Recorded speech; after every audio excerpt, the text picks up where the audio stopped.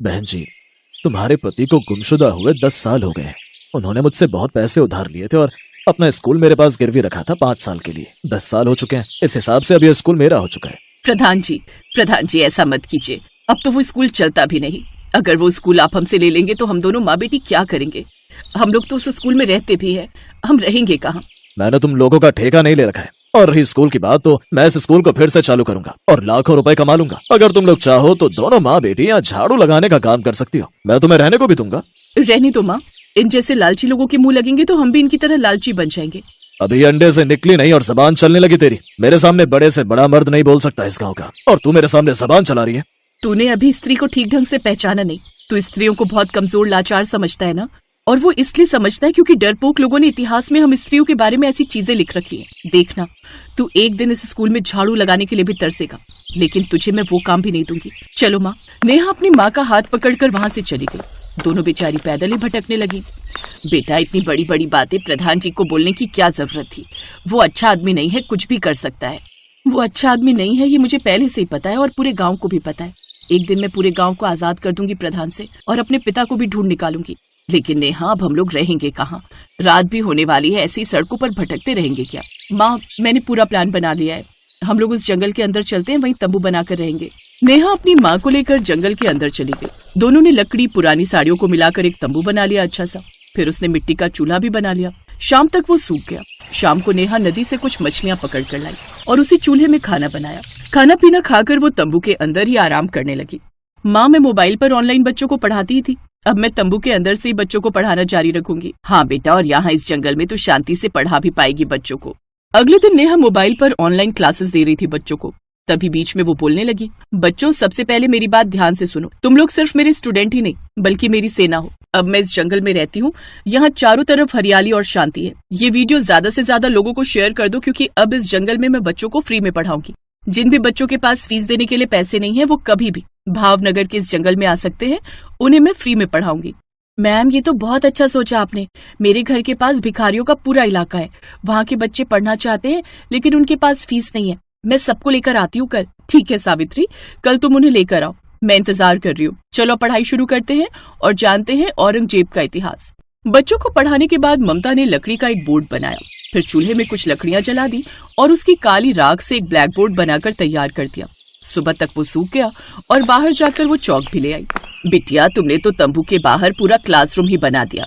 पूरी साफ सफाई कर दी तूने, और ये ब्लैक बोर्ड तो बहुत खूबसूरत लग रहा है, जैसे हमारे स्कूल में होता था। माँ, मैं प्रिंसिपल की बेटी हूँ, ये सब तो मेरे बाएं हाथ का खेल है।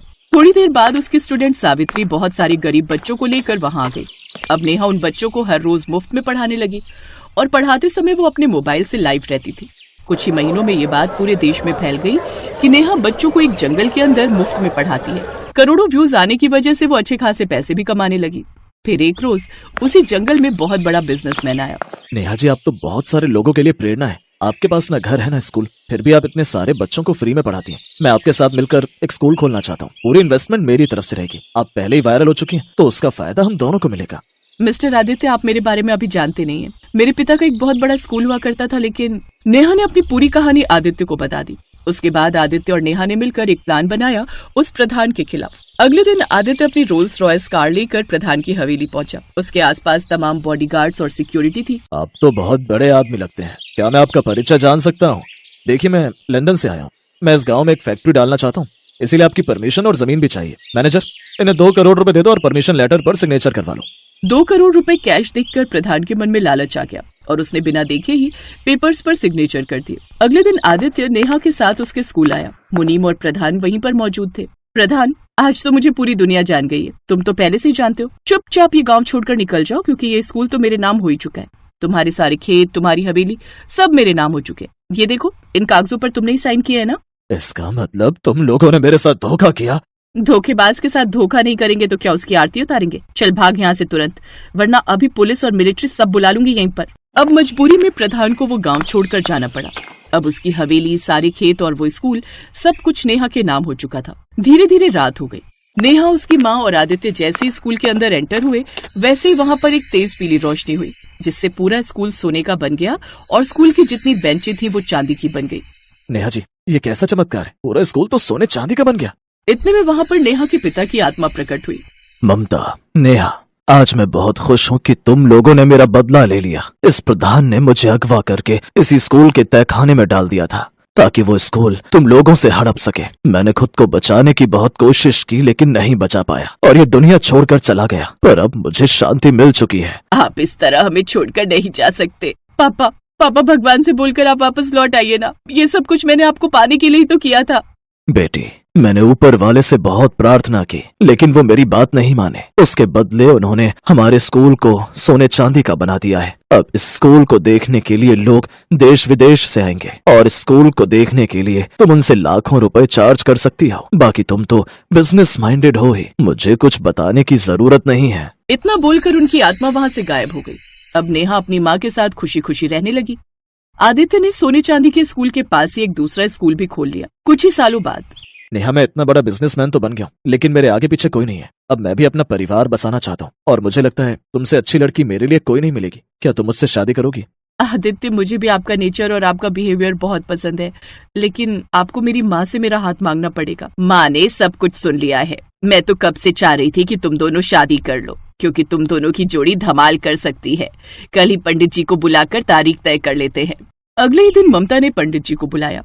पंडित जी ने दोनों की कुंडली देखी और कहा, अब दोनों को तो बहुत पहले शादी कर लेनी चाहिए थी। अगर आप लोगों ने अगले 3 दिन से पहले शादी नहीं की तो उसके बाद पूरे 10 महीने तक कोई दूसरा मुहूर्त नहीं है। पंडित जी, आप फिक्र मत कीजिए उसकी, हम लोग परसों ही शादी करेंगे। तो इस तरह 2 दिन बाद नेहा ने आदित्य से शादी कर ली और उसी गांव में खुशी खुशी अपनी जिंदगी बिताने लगी।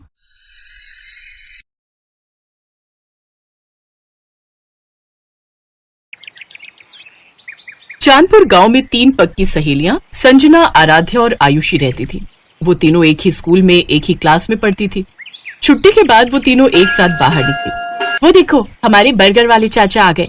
ये बिल्कुल टाइम पर आते हैं हमेशा। वो तीनों बर्गर वाले के पास चली गई। बोल संजना, क्या खाएगी तू, बर्गर, मोमोज या पानी पूरी? इतने में उसी थोड़ी दूरी पर एक दूसरी लड़की बीच में बोल पड़ी, अरे वो बेचारी क्या बताएगी, वो तो बेचारी तुम दोनों के सहारे चाचा के बर्गर के ठेले के पास आ जाती है। अगर तुम दोनों अमीर सहेलियां उसकी जिंदगी में ना होती तो वो आज तक बर्गर की शक्ल तक नहीं देख पाती। इतना सुनते ही आराध्या और आयुषी मुस्कुराई और उस लड़की के पास चली गई। आप दोनों मेरे पास क्यों चली आई? जाओ जाओ, अपनी गरीब सहेली को बर्गर पिज्जा खिलाओ। उसके इतना बोलते ही आराध्या और आयुषी ने उस लड़की को मारना शुरू कर दिया। उन दोनों लड़कियों को रोकते रहे लेकिन वो लड़कियां नहीं रुकी और उसे मारती रही। तूने ही कहा था ना कि हम दोनों बहुत अमीर हैं, ये ले पैसे, अपना इलाज करा लेना, उम्मीद से ज्यादा ही पैसे हैं ये। आज के बाद हमारी सहेली के खिलाफ किसी ने जरा सा भी कुछ कहा तो उसका अंजाम इससे भी खौफनाक होगा। चल संजना, अब घर चलते हैं। वो तीनों सहेलियां वहां से चली गई। तभी चाचा ने उस लड़की से कहा, बिटिया, मुझे लगता है कि आज के बाद आप किसी भी गरीब का मजाक नहीं उड़ाओगी। तो इस तरह से उन तीनों की दोस्ती के चर्चे पूरे स्कूल में थे। संजना गरीब जरूर थी लेकिन आयुषी और आराध्या उसे इस बात का कभी भी मलाल नहीं होने देती थी। रास्ते में, मैं कितनी खुश नसीब हूँ कि मुझे तुम दोनों जैसी सहेलियां मिली। तुम दोनों इतनी ज्यादा अमीर हो, तुम दोनों के पिताजी की खुद की कंपनियां चलती हैं, फिर भी तुम दोनों मुझसे कितना प्यार करती हो। तुम दोनों को तो किसी बड़े अमीरों वाले स्कूल में पढ़ना चाहिए। अगर आगे से खुद को गरीब कहा तो मैं तेरा भी वही हाल करूंगी जो उस लड़की का किया था। तो इस तरह से उन तीनों की दोस्ती चलती रही। दिन बीतते गए और एक दिन संजना के गांव में बहुत भयंकर बाढ़ आ गई। 2-3 दिन संजना स्कूल नहीं आई। एक रोज छुट्टी के समय, आयुषी 3 दिन हो गए संजना स्कूल नहीं आई, चल उसके गांव चलते हैं, कहीं बारिश की वजह से बुखार तो नहीं आ गया। वो दोनों पैदल संजना के गांव की तरफ निकल पड़ी। जैसे ही दोनों संजना के गांव के पास पहुंची वैसे ही कुछ पुलिस वालों ने दोनों को रोक लिया। कहाँ जा रही हो तुम दोनों? इस गांव में मेरी सहेली रहती है। अब इस गांव में कोई नहीं रहता। 2 दिन पहले इस गांव में भयंकर बाढ़ आई थी जिससे सारे घर बह गए। बहुत सारे लोगों की तो जाने तक चली गई। जो बच गए वो किसी तरह अपनी जान बचाकर भाग गए। ये सुनकर आराध्या और आयुषी को झटका लगा। पता नहीं बेचारी कहाँ होगी, पता नहीं जिंदा भी होगी या नहीं। ऐसा मत बोल आयुषी, हम जल्द ही उसे ढूंढ निकालेंगे। उन दोनों ने संजना को ढूंढने की खूब कोशिश की पर वो नहीं मिली। उन दोनों ने संजना के बारे में अपने अपने पिता को भी बताया। उनके पिता ने पुलिस की मदद ली पर कुछ नहीं पता चला संजना के बारे में। फिर एक रोज स्कूल की तरफ से कहीं टूर जाने वाला था। बच्चों, इस क्लास के सभी लोगों का इस स्कूल में आखिरी साल है। इसके बाद आप सभी कॉलेज में चले जाओगे, तो इस साल को यादगार बनाने के लिए हम सभी टूर पर जाएंगे, वो भी उत्तराखंड की वादियों में। सभी बच्चे खुश हुए लेकिन आराध्या का मन नहीं था जाने का। आराध्या चलते हैं ना, हमारा मूड भी थोड़ा बहल जाएगा। आयुषी की जिद करने पर आराध्या मान गई। दोनों ने टूर वाली बात अपने पापा को बताई। तुम लोग इतनी दूर टूर पर जाओ, मैं तुम्हें नहीं रोकूंगा, पर तुम दोनों स्कूल बस में नहीं बल्कि अपनी कार से जाओगी। पंकज हर वक्त तुम दोनों के साथ रहेगा। आयुषी, मैंने आपके डैड से भी बात कर ली है, तुम दोनों मेरी ही कार से जाओगी। Okay okay uncle. अगले दिन वो लोग उत्तराखंड पहुंच गए। आयुषी, उस लड़की को देख, वो जो बकरी चरा रही है, ये तो अपनी संजना जैसी लग रही है। वो दोनों उसी लड़की के पास पहुंच गई। वो कोई और नहीं, संजना ही थी। संजना ने उन दोनों को देखा। तीनों का गला भर आया। तीनों बहुत कुछ बोलना चाह रही थी पर आवाज ही नहीं निकल रही थी। पता है, हमने तुझे कहाँ नहीं ढूंढा, अचानक से गायब हो गई तू। सब कुछ बताऊंगी। आओ, यही पास में मेरा घर है, चलोगी नहीं? क्यों नहीं चलेंगे? हाँ चल चले। तीनों कार में बैठकर संजना के घर पहुंच गए। उसका घर कुछ खास अच्छा नहीं था। संजना के माता पिता ने खिड़की से ही उस कार को बाहर देख लिया और वो डर गए। ये इतनी बड़ी कार तो हमारे घर की तरफ आ रही है, कहीं ये लोग बैंक की तरफ से तो नहीं आए हैं? इनका आना तो बनता ही है। अगर हम टाइम पर लोन जमा कर देते तो ये लोग नहीं आते। अब ये लोग हमारे घर का सारा सामान उठाकर ले जाएंगे। संजना के पिता ये सब कुछ सोच ही रहे थे कि तभी आयुषी और आराध्या उनके घर आ गई।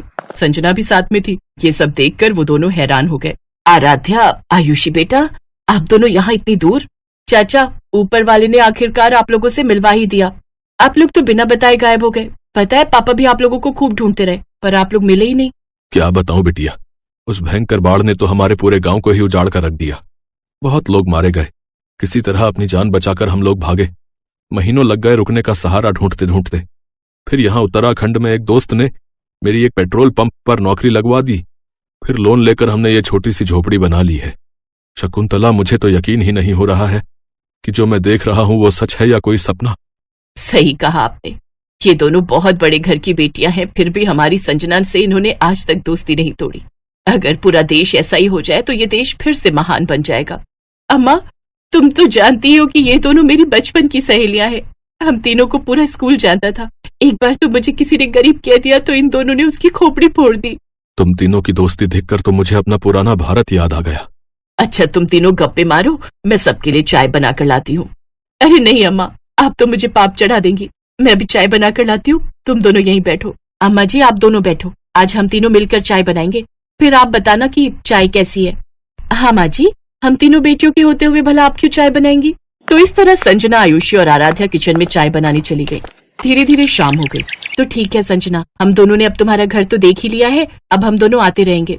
मेरा मन तो बहुत कर रहा है कि तुम दोनों आज रात यहीं रुक जाओ, पर चाहकर भी मैं तुम दोनों को अपने घर में नहीं रोक सकती। ना ही मेरे घर में बेड है और ना ही अच्छा बिस्तर, जमीन पर गद्दा बिछाकर सोना होगा। तभी उसकी माँ ने कहा, अरे बेटा, रात होने वाली है, इतनी रात में कहाँ जाओगी? क्यों संजना, मैंने सही कहा ना? अब संजना को मजबूरी में हाँ कहना पड़ा। तभी उन दोनों ने अपने अपने पिता को फोन कर दिया। पापा, यहाँ हमें संजना मिल गई, लेकिन वो लोग जिद कर रहे हैं कि आज रात रुक जाओ, तो क्या मैं रुक सकती हूँ? ठीक है, रुक जाओ। मैं तुम्हारे प्रिंसिपल और पंकज से बात कर लेता हूँ। कल मैं भी आ रहा हूँ संजना बिटिया से मिलने। अगले दिन आराध्या के पिता भी आ गए। अरे, आप दूसरे के पेट्रोल पंप पर काम करना बंद कर दीजिए। मैंने अपने गांव के पास ही पेट्रोल पंप खोला है, आप लोग वहीं वापस चलिए, क्योंकि वो पेट्रोल पंप आपको ही मैनेज करना है। तो कुछ महीनों बाद वो लोग अपने पुराने गांव वापस आ गए। संजना के पिता पेट्रोल पंप के मैनेजर बन गए, तो संजना की गरीबी भी खत्म हो गई और वो सब खुशी खुशी रहने लगे।